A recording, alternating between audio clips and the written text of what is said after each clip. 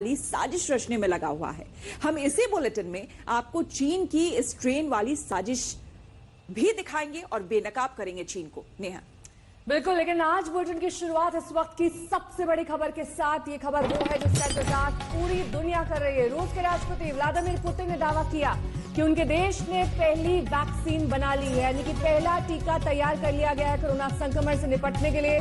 Putin ने अपनी बेटी को पहला टीका लगवा भी दिया है, ये उनका दावा है। और माना यही जा रहा है कि आम लोगों के लिए टीका जनवरी से मुहैया हो जाएगा, यानी कि पूरे विश्व के लिए ये एक बेहद राहत भरी खबर, क्योंकि रूस ने पहली वैक्सीन तैयार की है और ये दावा खुद राष्ट्रपति व्लादिमीर पुतिन ने किया है।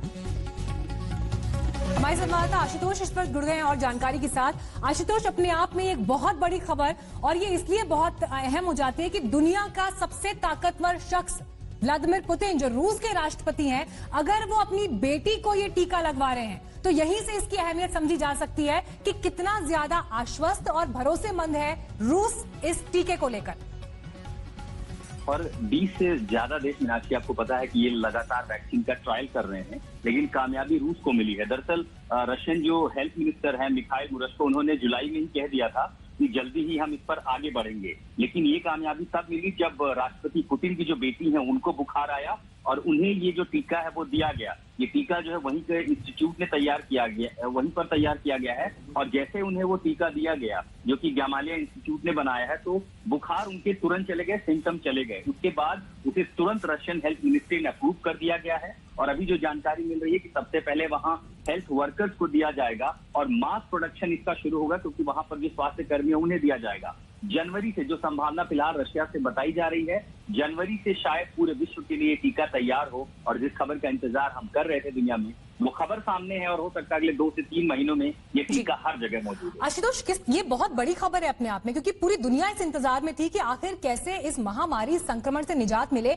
और उसका जवाब यही था कि जिस दिन हमारे पास इलाज होगा, मानव जाति के पास इलाज होगा, उस दिन दुनिया वापस अपनी रफ्तार पर लौट पाएगी। बड़ा सवाल ये कैसे बाकी दुनिया इस पर रिस्पॉन्ड कर रही है, WHO ने क्या कहा है, वर्ल्ड कम्युनिटीज कैसे इसको देख रही है? दरअसल सबके लिए चौंकाने की बात है, क्योंकि हर कोई देश, और उसमें ज्यादातर ऐसे देश हैं जो तीसरे फेज के ट्रायल में थे।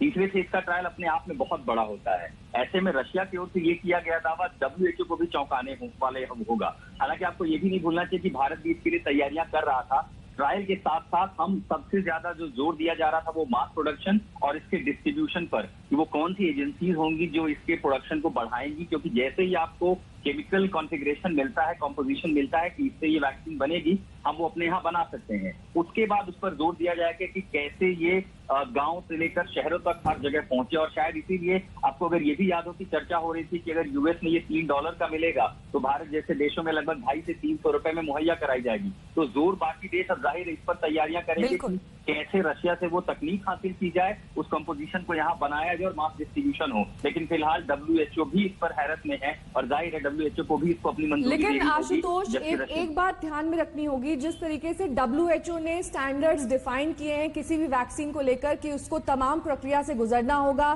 क्लिनिकल ट्रायल से गुजरना होगा, क्या रूस उन मापदंडों पर सही उतरेगा, खरा उतरेगा? क्या सिर्फ वैक्सीन अपनी बेटी को देकर पुतिन ये जताना चाहते हैं कि हाँ, हमने वो सारी प्रक्रियाएं पूरी कर ली हैं और ये वैक्सीन पूरे विश्व के लिए जनवरी तक उपलब्ध हो जाएगी?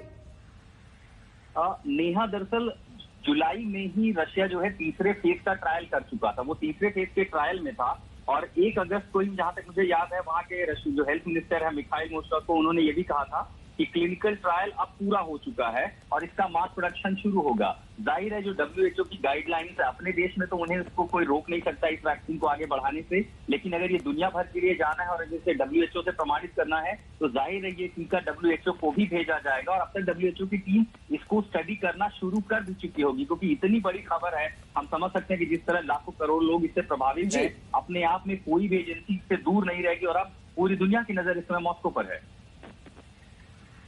बिल्कुल, ये बहुत ही अच्छी खबर है आशुतोष। और ऐसे में जो रिसर्च अब तक हम पढ़ते आ रहे थे उसमें ये बात आशुतोष साफ हो गई थी कि ऑक्सफोर्ड यूनिवर्सिटी जिस तरह से काम कर रहा था या फिर अमेरिका जिस तरह से काम कर रहा था दवा को, वैक्सीन को बनाने के मद्देनजर, इस बीच रशिया के बारे में बस इतना कहा जा रहा था कि बड़ा लुपछुप तरीके से, बड़ा गुपचुप तरीके से रशिया जो है वो काम कर रहा है वैक्सीन बनाने की तरफ। लेकिन उस रिपोर्ट में यह भी कहा गया था कि बहुत संभव रशिया ही वो देश होगा जहां पर वैक्सीन सामने आ सकता है, और बहुत ही विश्वास सूत्रों के हवाले से यह बताया जा रहा था। और आज हमने देख लिया कि सबसे पहले रशिया ही सामने आया है और यह वैक्सीन अब दुनिया के सामने वो लाने के लिए पूरी तरह से तैयार।